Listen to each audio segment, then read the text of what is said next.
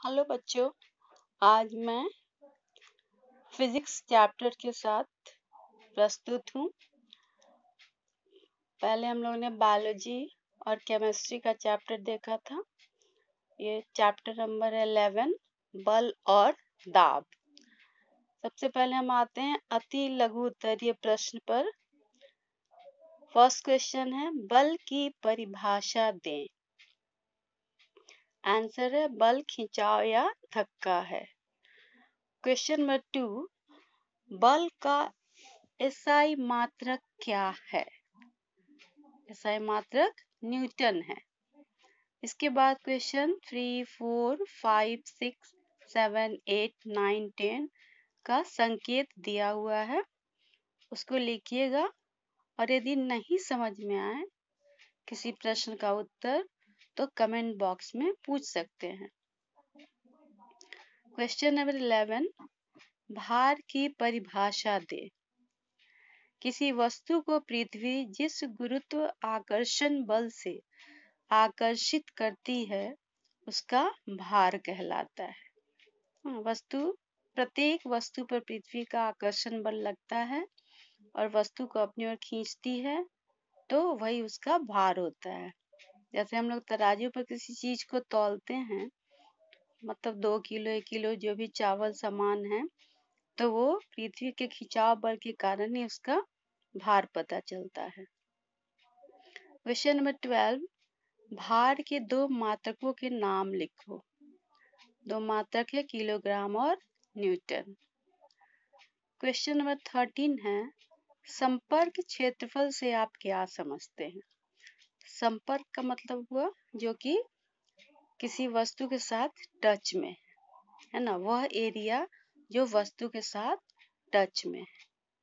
तो उसका भी जवाब हम देखेंगे नेक्स्ट पेज पे। इसको आप लोग नोट डाउन कर लें।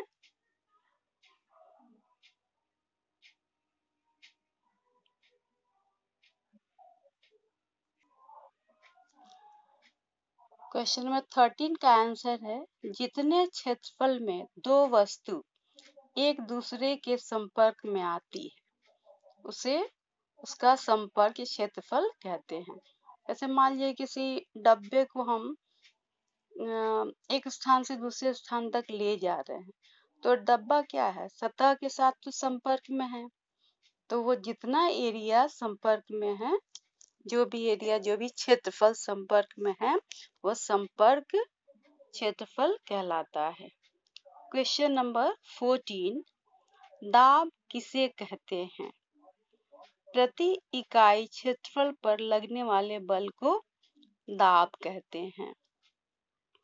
क्वेश्चन नंबर 15, दाब का एसआई मात्रक क्या है? एसआई मात्रक मतलब सिस्टम इंटरनेशनल, अंतरराष्ट्रीय पद्धति में इसका मात्रक क्या है? इसका मात्रक है पास्कल, और 1 पास्कल बराबर होता है 1 न्यूटन प्रति मीटर स्क्वायर। क्वेश्चन नंबर 16, प्रणोद क्या है? किसी सतह पर लंबवत लगते हुए बल को प्रणोद कहते हैं। अब ऊपर से, जैसे पानी के सतह पर यदि दबाव डाला जा रहा है तो ऊपर से लगते हुए बल को प्रणोद कहते हैं। या किसी टेबल पे या किसी प्लास्टिक पे हम लोग दबाव डाल रहे हैं, स्पंज पे, तो क्या हुआ, लंबवत बल लग रहा है तो प्रणोद कहलाता है।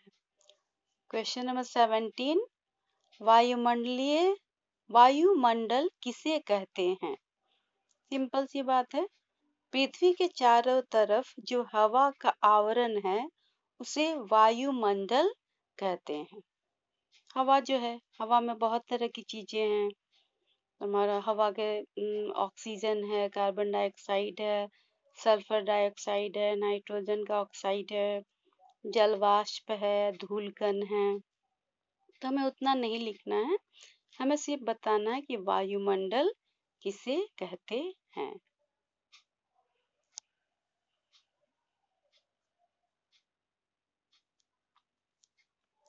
भी आ जाते हैं हम लोग लघु उत्तरीय प्रश्न।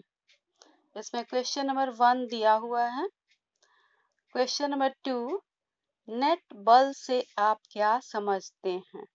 आंसर है, किसी वस्तु पर जब दो बल एक साथ काम करते हैं तो उन बलों को परिणामी बल कहते हैं या नेट बल कहते हैं ना। एक ही वस्तु पर दो बल लगता है, तो मान लो वो दोनों डायरेक्शन यदि अलग अलग रहता है तो वस्तु क्या होगी, स्थिर हो जाएगी। वो एग्जाम्पल हो गया, आपको बस परिभाषा दे देना है। क्वेश्चन नंबर 3, किसी वस्तु पर लगने वाला बल कब संतुलित होता है? किसी वस्तु पर लगने वाला बल कब संतुलित होता है? आंसर, किसी वस्तु पर जब एक साथ दो बल कार्य करते हैं और उन बलों का परिणामी शून्य हो तो बल संतुलित होता है। अब किसी वस्तु पर दो बल काम करेंगे तो परिणामी शून्य हो, और ये दोनों बल का जो दिशा है वो विपरीत होना चाहिए। तो क्या होगा, वो बल जो है वो संतुलित, मतलब वो वस्तु जो है वो स्थिर हो जाएगी।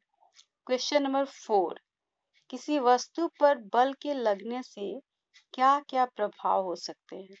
अब बल लगाने का तो बहुत सारा प्रभाव होगा। इसमें पहला पॉइंट है, बल स्थिर वस्तु को गतिशील बना सकती है। नंबर 2 है, गतिशील वस्तु को स्थिर बना सकती है ना। इसके बाद भी हम लोग और भी नेक्स्ट पेज में हम लोग देखेंगे। और वस्तु यदि ज्यादा गति से चल रही है तो गति को कम भी कर सकती है, यदि गति कम है तो गति को बढ़ा भी सकती है ना। वस्तु की आकृति को बदल सकती है, फिर आकृति को पहले जैसा भी ला सकती है। ऐसे ढेरों एग्जाम्पल्स हैं जो कि बताते हैं बल लगने से क्या क्या होता है। इसका आप लोग नोट डाउन करें।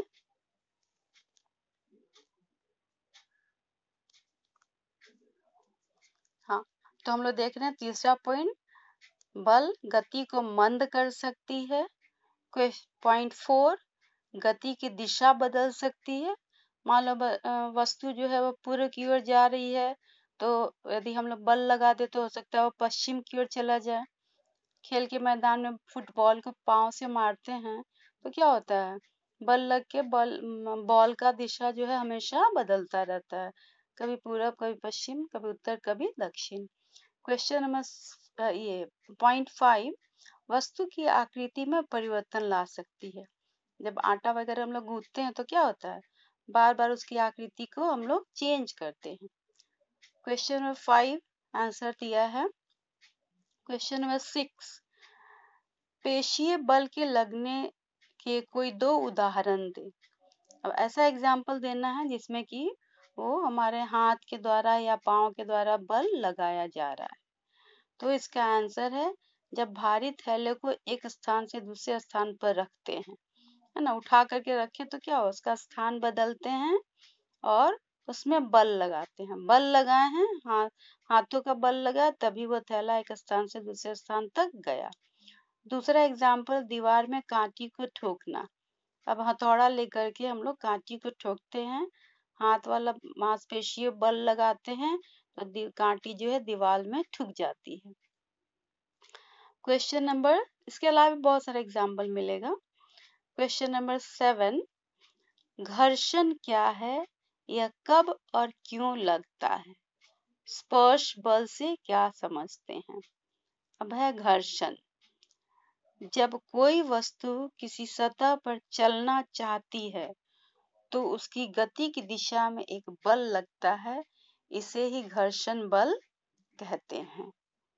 किसी वस्तु को हम जब सरकाना चाहते हैं, अब जैसे गैस का सिलेंडर है, उसको हम लोग खींच करके ले जाते हैं दूसरी जगह, तो क्या होता है, सिलेंडर का जो सतह है और जमीन दोनों पर बल लगता है और उसके विरुद्ध हम लोग काम करते हैं, और जिसके कारण हम लोग को एनर्जी ज्यादा लगाना पड़ता है और वस्तु आगे की ओर बढ़ती है, तो इसे ही घर्षण बल कहते हैं। जब वस्तु गतिशील रहती है तब यह बल लगता है,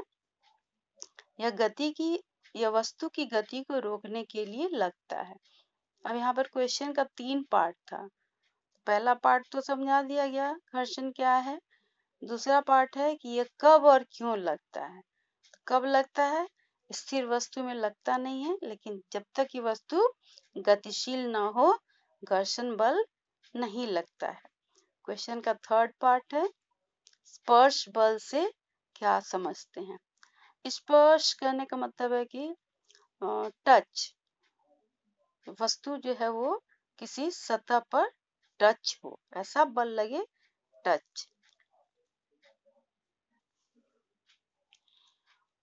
जब बल लगाने के लिए वस्तु को स्पर्श करना पड़ता है उसे स्पर्श बल कहते हैं, है ना। वस्तु को टच, अपने हाथों से टच करेंगे तो स्पर्श। जैसे अपने स्कूल बैग को हमको उठाना है, तो जब तक हम उसको नहीं उठाएं, टच करेंगे, तब तक तो नहीं उठेगा।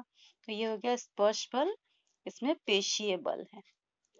क्वेश्चन नंबर 8, ऊपर की ओर फेंकी गई गेंद की गति में किस प्रकार का परिवर्तन होता है। अब जब बस बॉल को ऊपर फेंकते हैं तो कैसा चेंज आता है। ऊपर की ओर फेंकी गई गेंद पृथ्वी के गुरुत्व बल के कारण पृथ्वी पर गिर जाती है। अब वस्तु को ऊपर फेंक, कोई भी चीज को हम लोग ऊपर फेंक करके देखते हैं तो वो ऊपर ही तो नहीं रह जाता है, वो पुनः नीचे आता है। क्यों आता है? क्योंकि पृथ्वी का आकर्षण बल प्रत्येक वस्तु पर लगता है, जिसके कारण वस्तु पुनः पृथ्वी पर आ जाती है। क्वेश्चन नंबर 9, गुरुत्व बल क्या है, उदाहरण देकर समझाएं। अब गुरुत्व बल के बारे में बता रहा, 2 पार्ट है, ये क्या है और एग्जाम्पल भी देना है। किसी वस्तु पर पृथ्वी द्वारा लगाए बल को गुरुत्व बल कहते हैं। उदाहरण, जब पत्थर को ऊपर फेंकते हैं तो गुरुत्व बल के कारण वो नीचे गिर जाता है। तो यही गुरुत्व बल है, प्रत्येक वस्तु पर लगने वाला बल। उदाहरण में ये हम लोग एक एग्जाम्पल दे देंगे। क्वेश्चन नंबर 10, 11, 12 का आंसर दिया हुआ है, संकेत दिया हुआ है, को देखिएगा। क्लियर है तो सही है, लिख लेना, और यदि क्लियर नहीं हो तो कमेंट बॉक्स में डाल देना, तो मैं एक्सप्लेन कर दूंगी। ठीक है, तो हम लोग आगे बढ़ते हैं। क्वेश्चन नंबर 13 है, दाब के 2 व्यवहारिक उपयोग बताएं। अब एग्जाम्पल बताना है जिसमें दबाव लगता हो, है ना। रोजमर्रे की लाइफ में, डेली लाइफ में हम कौन कौन सा ऐसा एग्जाम्पल देखते हैं।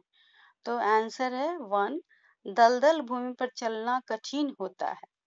उसी भूमि पर यदि तख्ता रख दिया जाए तो क्षेत्रफल अधिक होने के कारण दबाव कम लगेगा और आदमी धंसने से बच जाएगा। अब क्या है, दबाव जो है वो क्षेत्रफल पर निर्भर करता है। क्षेत्रफल अधिक होगा तो दबाव कम लगता है और क्षेत्रफल कम होगा तो दबाव अधिक लगता है।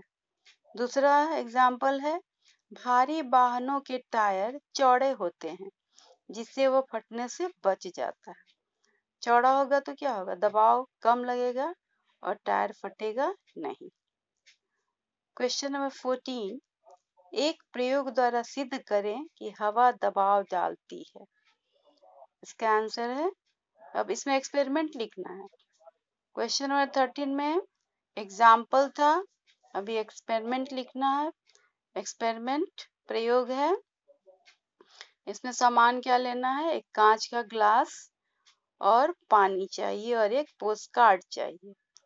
प्रयोग विधि क्या है, एक कांच का ग्लास लिया जाता है, उसे पानी से लबालब भर देते हैं, उसके ऊपर एक कूट रखते हैं, ग्लास के ऊपर हाथ रखकर ग्लास को पलट देते हैं, नीचे से हाथ हटा लेते हैं, देखते हैं कि पोस्टकार्ड जो है वो नहीं गिरता है। ये क्यों नहीं गिरता है? क्योंकि उसमें हवा का दबाव काम करता है, इसलिए वो उसको गिरने से रोक देता है। तो ये प्रयोग सिद्ध करता है कि हवा दबाव डालती है।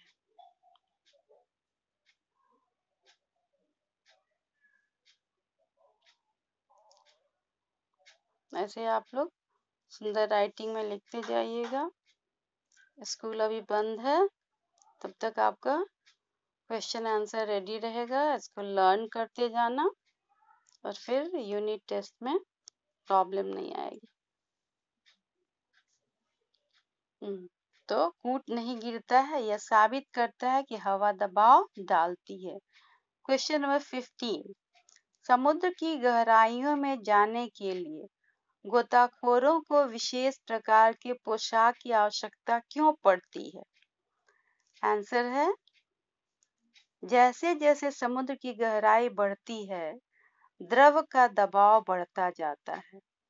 गोताखोर यदि विशेष प्रकार की पोशाक नहीं पहनेंगे तो शरीर के भीतरी अंगों पर अत्यधिक दबाव पड़ेगा और अंग खराब हो जाएगा, है ना। समुद्र में गहराई में जाने पर, अब थोड़ी गहराई में जाओ तो चलो चलेगा, लेकिन बहुत ज्यादा डेप्थ में यदि जाएंगे तो ऐसे सिंपल स्थिति में नहीं जा, नॉर्मल कंडीशन में नहीं जाया जा सकता है। उसमें जाने के लिए विशेष प्रकार की पोशाक होती है, उससे पहन के ही जाना पड़ता है, क्योंकि वो पोशाक जो है वो दबाव को कंट्रोल करता है।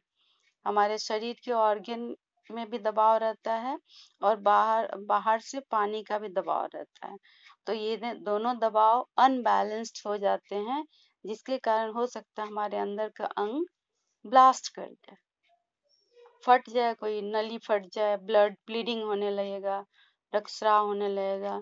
इसलिए समुद्र की गहराई में विशेष पोशाक को पहनकर जाते हैं। क्वेश्चन नंबर 16, क्या होता है जब, अब इसमें हम लोग को बताना है कारण। क है, फुटबॉल का खिलाड़ी जमीन पर पड़ी गेंद पर ठोकर मारता है। तो यहाँ पर क्या है, पेशीय बल का उपयोग होता है और गेंद अपना स्थान बदल लेता है और गति में आ जाता है। क्योंकि गेंद क्या स्थिर है और उसको ठोकर मारा गया, पांव से एक किक लगाया गया, तो क्या होगा, नेचुरली वो स्थिर है तो गति में आ जाएगी, तो बॉल जो है, गेंद जो है वो गति में आ जाता है।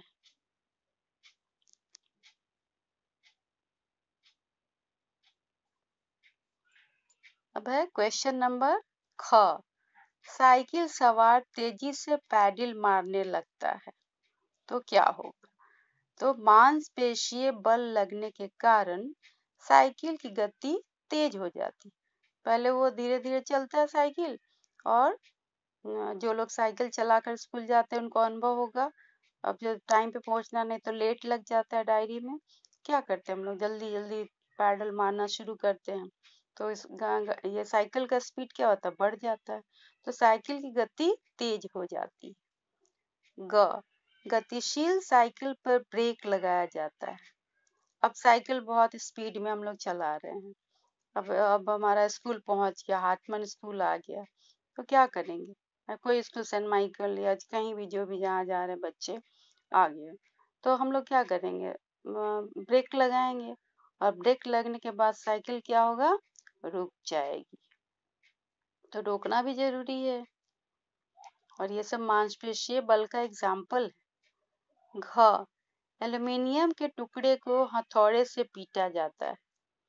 एल्यूमिनियम का एक छोटा टुकड़ा लेकर और हथौड़ों से, उससे कई हथौड़ा उस पर यदि आघात पहुंचाया जाए तो क्या होगा, उसकी आकृति बदल जाएगी, छोटा टुकड़ा क्या होगा, चौड़ा सा पत्थर के रूप में बदल जाता है।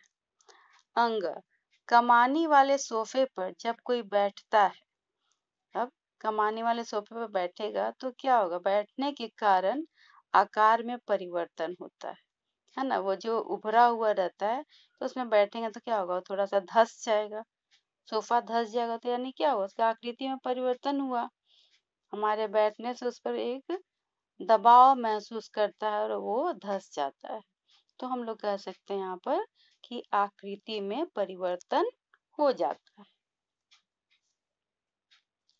च, कमानी से लटकी किसी वस्तु को नीचे की ओर खींचकर छोड़ दिया जाता है, तो पुनः ऊपर की ओर चला जाएगा और कमानी अपने वास्तविक आकार में आ जाएगी। कमानी क्या है, स्प्रिंग, तो स्प्रिंग सिकड़ा हुआ रहता है, कर्ली रहता है, और जैसे उसको हम खींचते हैं तो उसकी आकृति लंबी हो जाती है, और जैसे ही छोड़ते हैं तो फिर से वो पहले वाली आकृति में आ जाता है, मुड़ा मुड़ा हुआ आकृति में। तो आकृति पहले आकृति में वो आ जाएगा। तो ये हमारा लघु उत्तरीय प्रश्न खत्म हुआ। अभी हम लोग शुरू करते हैं दीर्घ उत्तरीय प्रश्न।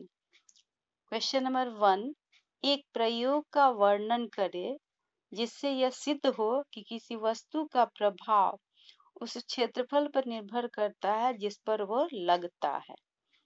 अब यहाँ पर एक प्रयोग बताना है। तो प्रयोग है, इसमें सामग्री चाहिए किताब, पेंसिल। इसकी विधि क्या है?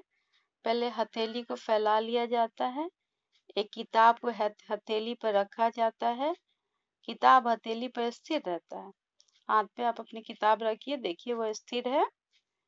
अब किताब को पेंसिल पर स्थिर करने की कोशिश करते हैं। हम देखते हैं कि ऐसा करना बहुत कठिन होता है, क्योंकि पहली स्थिति में क्षेत्रफल अधिक था। पहले हाथ पर जो रखा गया था बुक को, तो उसमें क्षेत्रफल अधिक था। तो क्षेत्रफल अधिक होने से सही ढंग से किताब को स्थिर कर पाते हैं, और जो दबाव, जो बल है वो क्षेत्रफल पर निर्भर करता है।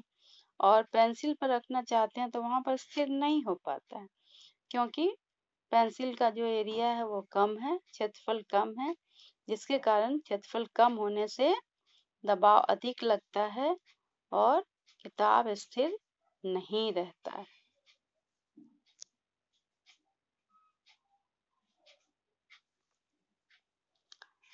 अभी आ जाए उसी क्वेश्चन का हाफ पार्ट पर। किताब स्थिर था, दूसरी स्थिति में पेंसिल का क्षेत्रफल कम था, अतः दबाव पेंसिल की नोक पर केंद्रित था और पुस्तक को स्थिर करना मुश्किल था। क्वेश्चन नंबर 2, दाब के व्यवहारिक उपयोग के 3 उदाहरण। अब यहाँ पर हम लोग को क्या करना है? उदाहरण देना है। दबाव लगने से क्या होता है, उसका रिजल्ट, ये हम लोग को बताना है एग्जाम्पल के द्वारा।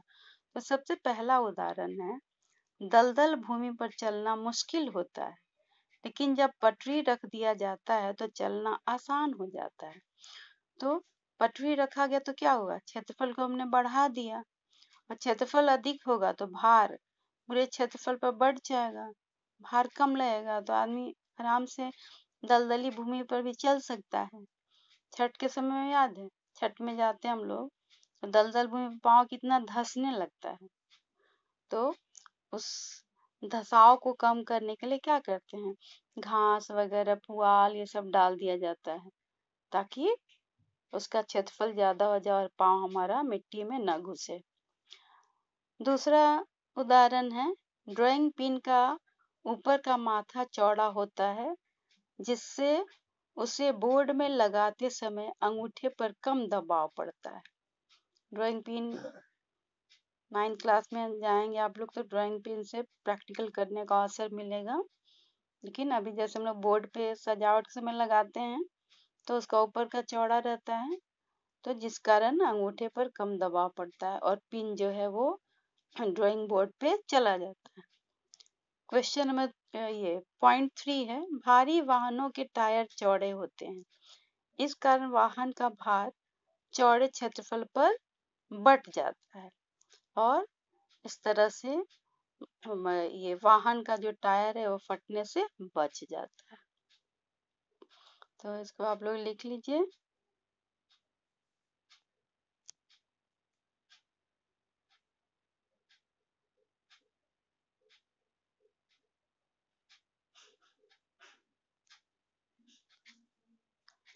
उसी क्वेश्चंस का जो है बचा हुआ शेष भाग है,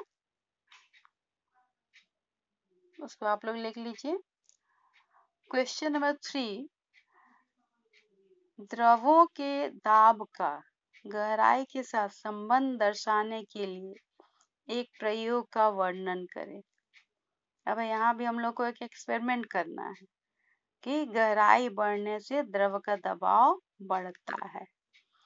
अब इस प्रयोग में हम लोग को सामग्री क्या क्या लेना है? प्लास्टिक की बोतल और पानी। अब विधि क्या करेंगे हम लोग? बोतल में भिन्न भिन्न ऊंचाइयों पर 3 छेद बना लेते हैं। जो कोका कोला वगैरह पी करके जो बॉटल बच जाता है उसी में हम लोग 3 होल बना देते हैं कांटी को गर्म करके, और हम लोग आग ये गैस के पास ले जाएंगे, गैस से कांटी को गर्म कर लेंगे, उसके बाद बॉटल में 3 होल बना लेते हैं। सबसे पहले ऊपर एक, फिर उसके बाद बीच में और एक नीचे। फिर छेद को मोम से बंद कर दिया जाता है। बोतल को पानी से भर दिया जाता है। अब मोम को हटा देते हैं। मोम हटाने के साथ पानी गिरना शुरू होता है। मोम की जगह हाथ से भी बंद किया जा सकता है, उंगली से। अब हम देखते हैं कि नीचे वाले छेद से पानी की धार तेज है, तेजी से गिरती है। तीन छेद से पानी गिरेगा, लेकिन नीचे वाला छेद से जो पानी गिरता है उसकी धार बहुत तेज है, अर्थात इससे साबित होता है कि द्रव का दबाव गहराई पर निर्भर करता है। यानी कि नीचे वाला जो छेद था वो क्या है, सबसे ज्यादा गहरा पर था, तो इसलिए वहां से पानी का जो धार है वो दूर तक जाता है। इसको हम लोग नोट कर लेते हैं।